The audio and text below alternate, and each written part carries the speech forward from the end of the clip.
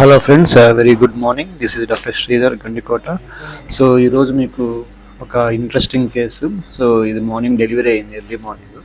So registration పిలిచారు. So బేబీని అయితే అవుట్ అయినాక బేబీ చూస్తే లైక్ సిండ్రోమిక్ లాగా అనిపించింది నాకు.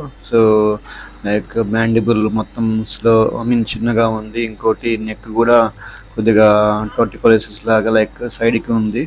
ఇంకోటి క్లబ్ ఫుట్ ఉంది, సిటీ అంటారు. ఇంకోటి వచ్చేసి రైట్ రిస్ట్ కూడా కొద్దిగా ఫ్లెక్షన్ పొజిషన్ అలాగే ఉంది. రిస్ట్రిక్టెడ్ మూమెంట్స్ ఉన్నాయి. సో మోస్ట్ ఆఫ్ ది ఇలాంటి కండిషన్స్లో మనకి సీక్వెలే అంటారు. అంటే మామూలుగా ఇలాంటి బేబీస్కి మనం రెసిస్టేషన్ వెంటనే చేయాలి.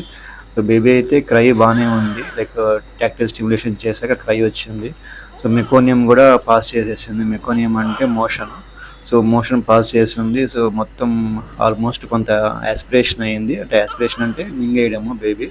సో ఈ డిస్ట్రెస్లో ఉండడం వల్ల బేబీ కొద్దిగా క్రై కూడా డిలే అయింది.